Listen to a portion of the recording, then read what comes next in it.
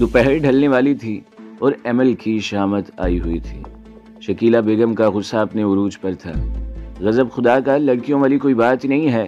1000 بار منع کرنے کے باوجود رات کو مجھے بند کر کے خود اپنے بابا کی بندوق اٹھا کر چل پڑی مسٹنڈوں کا شکار کرنے۔ ان کی بڑبڑاہٹ جاری تھی۔ امی جھاڑو پوچھا سب کر دیا، اب میں جاؤں تھوڑی ٹیسٹ کی تیاری کر لوں؟ ایمل نے پوچھا۔ شکیلہ بیگم نے ایک نظر جینز کے اوپر کرتی پہنے ایمل کو دیکھا۔ ٹھیک ہے، مگر پہلے شاور لو اور انسانوں والا حلیہ بناؤ، ڈھنگ کے کپڑے پہنو، پھر ادھر میرے سامنے آ کر پڑھو۔ شکیلہ بیگم نے بھی کوئی کسر نہیں چھوڑی تھی۔ ایمل جلتی کلستی اپنے کمرے میں آئی اور الماری کھول کر کھڑی ہو گئی۔ ہم لڑکیوں والے کپڑے؟ اس نے کپڑوں پر نظر دوڑانا شروع کی، پھر ڈھونڈ ڈھانڈ کر خالہ کی چوتھی میں پہنا ہوا 3 سال پرانا گہرا جامنی سوٹ نکالا جس کے ساتھ گز بھر دوپٹہ تھا۔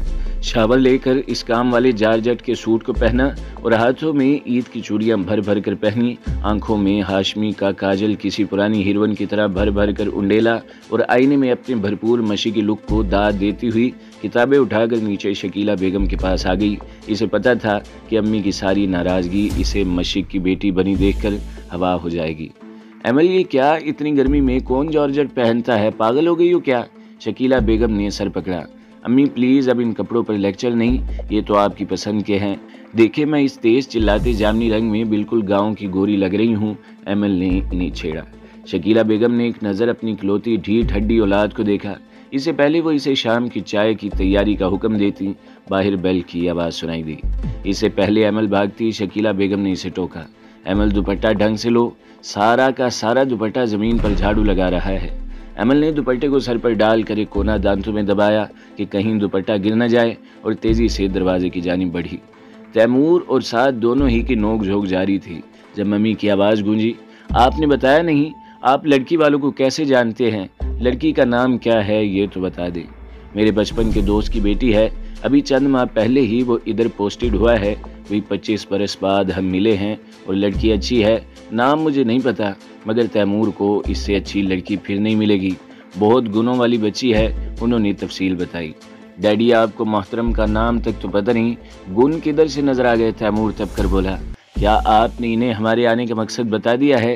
ممی تیمور کی بات نظر انداز کرتے ہوئے امتیاز صاحب سے مخاطب ہوئی۔ نہیں، میں نے تو انہیں ابھی ہمارے وہاں آنے کا بھی نہیں بتایا ہے۔ سرپرائز دیں گے؟ ویسے بھی شاہد اس وقت گھر پہنچ جاتا ہے۔ تھوڑی دیر بعد گاڑی ایک بنگلے کے پاس جا کر رکی، باہر چوکیدار بھی نہیں تھا۔ امتیاز صاحب نے سب کو اترنے کا اشارہ کیا اور تیمور کو بیل بجانے کا اشارہ کیا۔ تیمور بیل بجا کر دروازہ کھلنے کا ویٹ کر رہا تھا۔ تیمور بیل بجا چکا تھا۔ امتیاز صاحب، مسز امتیاز اور ساتھ بھی گاڑی سے اتر کر گیٹ کی طرف آ رہے تھے۔ تیمور نے ایک دفعہ پھر بیل بجائی اور پھر چند لمحوں کے بعد دوڑتے قدموں کی آواز سنائی دی اور پھر دروازہ کھلا۔ جی کون ہے آپ اور کس سے ملنا ہے؟ سامنے کھڑی لڑکی نے پوچھا۔ اس سے پہلے تیمور اس لڑکی کو جواب دیتا، پیچھے سے ایک باروب سی آواز آئی، مارشل تم ادھر؟ What a surprise! کرنل جو ابھی واپس آئے تھے، امتیاز صاحب اور ان کی فیملی کو دیکھ کر بڑے جوش سے بولے، آئیے بھابھی، سب اندر چل کر تعارف کی رسم نبھاتے ہیں۔ کرنل صاحب نے مسز امتیاز کو مخاطب کیا اور پھر فریز کھڑی ایمل کو دیکھا۔ ایمل بیٹا راستہ دو، مہمانوں کو اندر لے کر چلو۔ السلام علیکم جی، آئیے اندر تشریف لائیے۔ ایمل نے بڑے ادب سے ان سب کو اندر آنے کا راستہ دیا اور پھر دروازہ بند کر کے ان سب کو اپنی معیت میں ڈرائنگ روم میں لے کر آئی۔ آپ پلیز تشریف رکھیے، میں امی کو اطلاع کرتی ہوں، بابا بھی چینج کر کے آتے ہی ہوں گے۔ ایمل نے انہیں بیٹھنے کا اشارہ کیا۔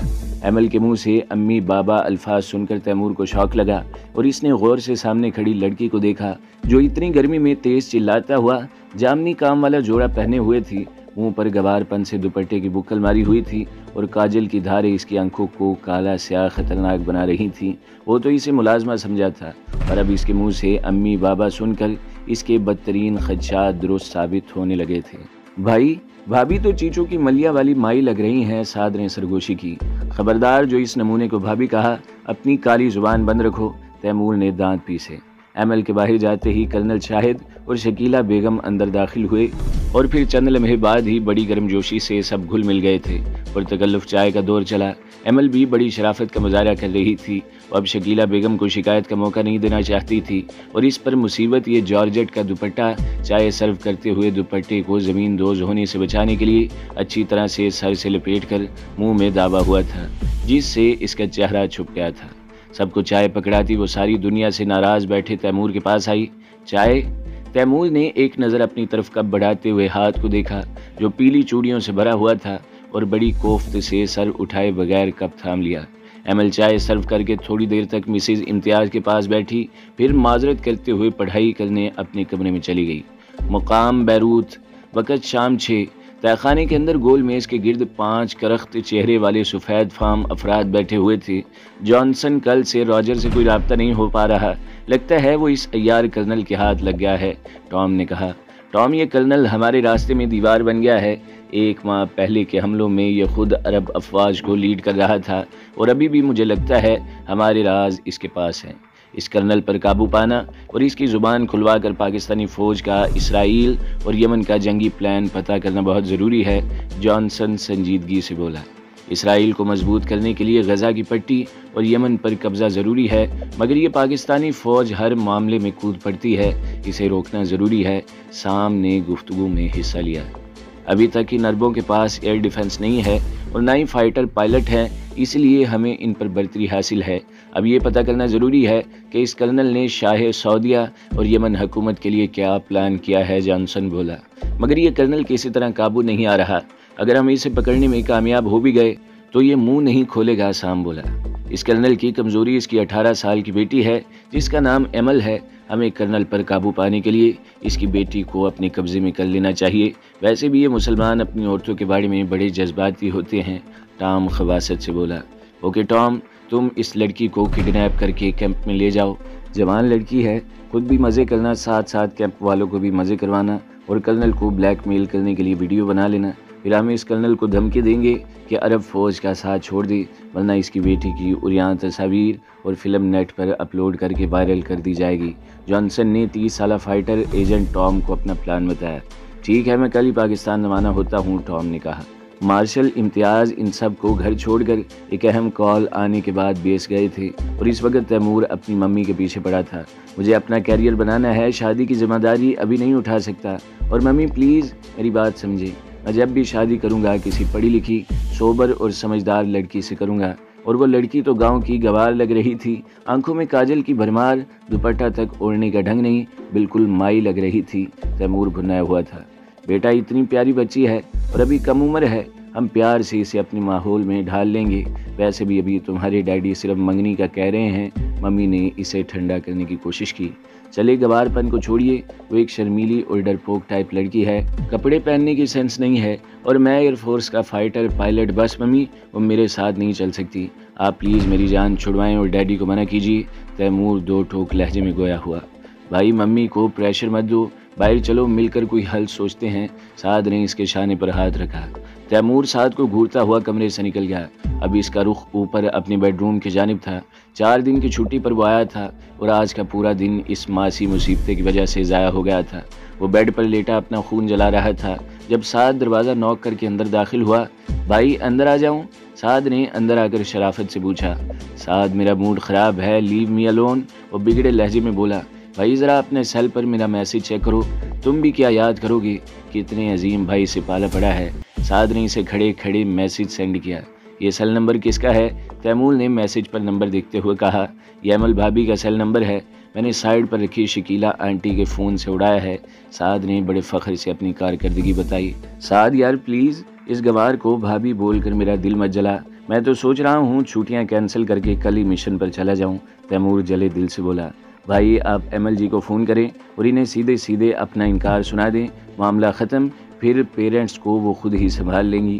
سعد نے پرخلوص مشورہ دیا۔ ہم ٹھیک ہے، میں اسے ابھی فون کرتا ہوں۔ تیمور اٹھ بیٹھا۔ نہیں بھائی ابھی نہیں، لیٹ نائٹ کیجیے گا تاکہ بھابھی اکیلی ہوں اور آرام سے آپ سے بات سمجھ سکیں۔ مقام اسلام آباد، وقت شام 7 بجے۔ ہیڈ کوارٹر میں اس وقت ہنگامی میٹنگ ہو رہی تھی۔ آرمی انٹیلیجنس راجر کا منہ کھلوا چکی تھی، اس سے ملی معلومات سنسنی خیز تھی، جس کی بنیاد پر یہ میٹنگ رکھی گئی تھی۔ کرنل شاہد بھی میٹنگ کے شرکاء میں شامل تھے۔ میٹنگ کے بعد ایئر مارشل امتیاز نے کرنل کو مخاطب کیا۔ کرنل اس وقت دشمن کا مین ٹارگٹ تم ہو، بہتر ہوگا کہ سب سے پہلے بھابھی اور ایمل کو سیف کیا جائے۔ مارشل میری فیملی کی حفاظت اللہ کے ذمہ ہے، ویسے بھی ایمل 2 ماہ کے اندر انشاءاللہ رسال پور اکیڈمی میں ہوگی، اس سے اچھی محفوظ جگہ کوئی اور نہیں ہو سکتی، کرنل نے جواب دیا۔ شاہد یار مجھے ایمل بیٹی اور اس کا کانفیڈنس بہت پسند آیا ہے، اس لیے میں آج اپنی بیٹے فلائٹ لیفٹیننٹ تیمور کو لے کر تمہارے گھر آیا تھا کہ تم اس کو دیکھ لو تو پھر میں ایمل اور تیمور کے رشتے کی بات کروں۔ امتیاز صاحب نے اپنی خواہش بیان کی۔ مارشل یار، ابھی ایمل 18 سال کی ہے اور اپنا کیریئر ایئر فورس میں بنانا چاہتی ہے، اس سے اچھی اور کیا بات ہوگی کہ تیمور اس کا ہم سفر بنے۔ مگر ایمل کی ٹریننگ کے بعد ویسے بھی تیمور تو خود انٹیلیجنس کے لیے سلیکٹ ہو گیا ہے اور میرے اندر ہی مشن پر کام کرے گا، جس کا ابھی اسے خود بھی علم نہیں ہے، کرنل نے جواب دیا۔ ٹھیک ہے کرنل، پھر ہم پرسوں اپنے بچوں کی منگنی کی تقریب رکھ لیتے ہیں، کیا خیال ہے؟ امتیاز صاحب نے پوچھا۔ مارشل، تم بھابھی اور تیمور سے تو پوچھ لو، یوں کھڑے کھڑے رشتہ طے کر رہے ہو، کرنل نے مسکرا کر کہا۔ تمہاری بھابھی کو پتہ ہے اور رہا تیمور کا تو اس کو ایمل سے اچھی شریک حیات کہاں ملے گی؟ نڈر بہادر جو خود بھی فیلڈ میں آنے والی ہے، امتیاز صاحب نے جواب دیا۔ بس کرنل تم تیاری کرو، پرسوں ہم آ رہے ہیں دھوم دھام سے اپنی ایمل بیٹی کی رسم کرنے۔ رات کا وقت تھا، تیمور اور ساتھ دونوں بھائی کھانے کی میز پر بیٹھے ہوئے تھے۔ ممی ٹیبل سیٹ کر چکی تھی، بس ڈیڈی کا ویٹ ہو رہا تھا۔ تبھی امتیاز صاحب کپڑے بدل کر نیچے میز پر آئے اور ڈنر شروع ہوا۔ بیگم، آپ کل ایمل بیٹی کے لیے تھوڑی بہت شاپنگ کر لیجئے، پرسوں ہم تیمور کی منگنی کر رہے ہیں۔ پلیٹ میں سالن ڈالتے ہوئے انہوں نے کہا۔ اتنی جلدی کیا ہے امتیاز، ابھی تو؟ کیا مطلب ہے آپ کا؟ میں آپ سے بات کر کے ہی کرنل کے گھر گیا تھا اور آج میں اس سے یہ رشتہ پکا کر کے آیا ہوں۔ امتیاز صاحب نے ان کی بات کاٹی۔ ڈیڈی، میں ابھی منگنی وغیرہ کے جھنجٹ میں پڑنا نہیں چاہتا، اور ڈیڈی وہ لڑکی میرے ساتھ قدم سے قدم ملا کر نہیں چل سکے گی، اس لیے آپ انہیں انکار کہہ دیجئے، تیمور نے انہیں صاف جواب دیا۔ تیمور میاں، ہم تمہارے باپ ہیں اور تمہارے ساتھ کون چل سکتا ہے اور کون نہیں، اس کا فیصلہ ہم کریں گے۔ بس ڈن، پرسوں تیمور کی منگنی ہے، آپ سب ذہنی طور پر تیار ہو جائیں۔ امتیاز صاحب نے بلا کی سنجیدگی سے اپنا آرڈر جاری کیا۔ تیمور رات کا کھانا کھا کر اپنی کمرے میں آ چکا تھا۔ ڈیڈی میز پر اس کی منگنی کا اعلان کر چکے تھے، جس پر اس نے خاصی مزاحمت کی تھی، پر ڈیڈی کو 1 انچ بھی ان کے فیصلے سے نہیں ہٹا پایا تھا۔ اب واحد حل یہی تھا کہ اس مائی ایمل کو فون کر کے منع کیا جائے۔ کلائی پر بندی گھڑی میں ٹائم دیکھا اور فون اٹھا کر ایمل کا نمبر ڈائل کرنے لگا۔ ایمل مہمانوں کے جانے کے بعد امی کے ساتھ کچن سمیٹنے میں ہیلپ کروا رہی تھی۔ تبھی کرنل شاہد کچن کے دروازے پر نمودار ہوئے۔ شکیلہ، مجھے ایمرجنسی میں بیس جانا پڑ رہا ہے، تم پریشان مت ہونا، گھر کی سیکورٹی ٹائٹ کر دی گئی ہے۔ کرنل صاحب، سب ٹھیک تو ہے؟ کل گھر پر حملہ اور آج آپ اس وقت شام ڈھلے بیس جا رہے ہیں؟ شکیلہ بیگم کپڑے سے ہاتھ پہنچتی ان کے قریب آ کر بولی۔ کرنل شاہد نے ایک نظر اپنی نازک سی پریشان شریک حیات پر ڈالی، جو ایک جوان بچی کی ماں کہیں سے بھی نہیں لگتی تھی اور ان کی زندگی کے سرد گرم ہر طرح کے موسموں کی ساتھی تھی۔ تم پریشان مت ہو، میں جلد آؤں گا، انہوں نے شکیلہ بیگم کی گال تھپ تھپا کر تسلی دی۔ ایمل گڑیا، انہوں نے برتن کپڑے سے سکھاتی ایمل کو متوجہ کیا۔ جی بابا، وہ پلیٹ رکھ کر ان کے پاس آئی۔ گڑیا، میں شام سے تمہیں بھوت بنا دیکھ رہا ہوں، اس لیے اب میرے آنے تک اپنا حلیہ درست کر لینا۔ ویسے بھی اب تمہاری امی کا موڈ بہتر لگ رہا ہے، اس لیے اس بینگن نما لباس کو بدل لو۔ انہوں نے اس کے سر پر ہاتھ پھیرا اور پھر باہر نکل گئے۔ ایمل، چلو اب باقی کام میں دیکھ لوں گی، تم جاؤ جا کر پڑھائی کر لو۔ شکیلہ بیگم نے اس کے ہاتھ سے کپڑا لے لیا۔ امی، میرا سارا دن آج آپ کو منانے اور خوش کرنے میں گزر گیا۔ آپ کے لیے گاؤں کی گوری تک بنی تاکہ آپ کے چہرے پر مسکان آئے، آپ کو اپنا گاؤں یاد آئے، پر آپ نے تو لفٹ ہی نہیں کروائی، الٹا برتن دھلوائے۔ اٹس ناٹ فیئر امی، ایمل نے ٹھنک کر شکوہ کیا۔ بس آئی بڑی گاؤں کی گوری جامنی رنگ پر پیلی چوڑیاں چڑھا کر اور اتنا کاجل تھوپا، اللہ اللہ، گوری تو نہیں، آپ پیپل کے درخت کی چڑیل لگ رہی ہو۔ وہ بیچارے مہمان بھی کیا سوچتے ہوں گے، کرنل کی بیٹی اور اتنی جاہل، تم نے تو ناک کٹوانے میں کوئی کسر نہیں چھوڑی۔ شکیلہ بیگم نے دل کے پھپھولے پھوڑے۔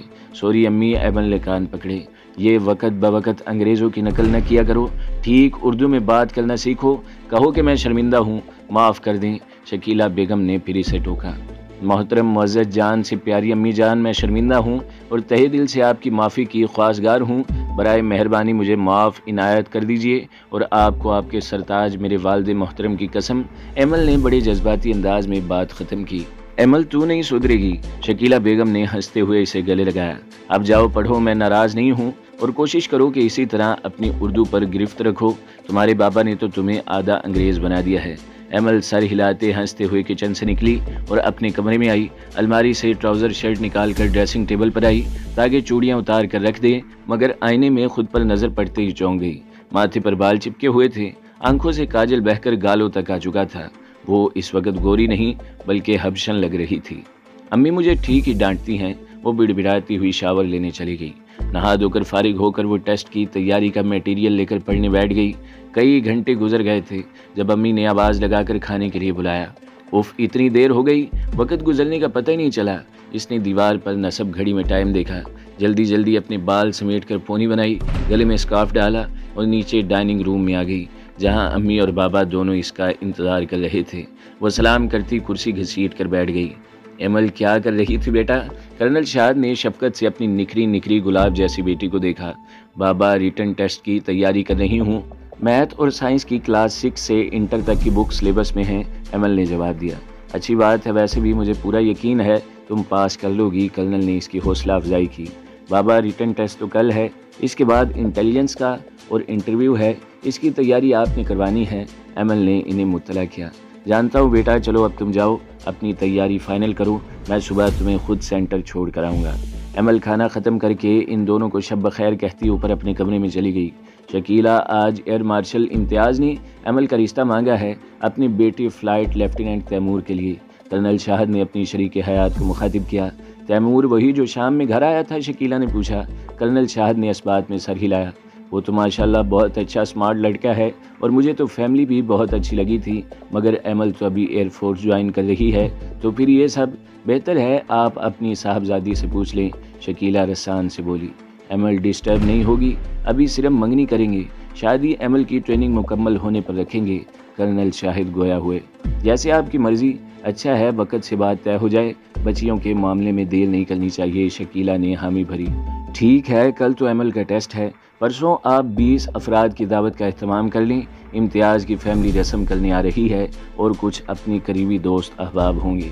क्या आप एमल की मर्ज़ी नहीं पूछेंगे? शकीला ने सवाल किया। एमल मेरी बेटी है, मेरा मान मेरा गुरूर है, इसके लिए फ़ैसला ले सकता हूँ। वो बच्ची है, इसे बुरे भले का पता नहीं है और वो कभी भी मुझे इनकार नहीं कर सकती, कर्नल के लहजे में मान था। सीढ़ियों पर खड़ी एमल जो पानी का जग लेने आई थी, चुपचाप दबे कदमों अपने कमरे में लौट गई। एमल कमरे में आकर खुशी से किताब खोलकर बैठ गई। इसका जहन अभी तक बाबा की बातों में उलझा हुआ था। एमल के ख्वाब ऊंचे थे, वो आज़ादाना फ़िज़ा में पाक एयरफोर्स का फ़ाइटर प्लेन उड़ाना चाहती थी। अभी वो किसी भी रिश्ते में बंधने को तैयार नहीं थी, मगर बाबा का मान भरा लहजा इसके कानों में गूंज रहा था। बड़ी मुश्किल से जहन से सारी सोचें झटक कर वो पढ़ाई की तरफ माइल हुई ही थी कि इसका सेल फ़ोन बजने लगा। तैमूर एमल के सेल पर बेल दे रहा था।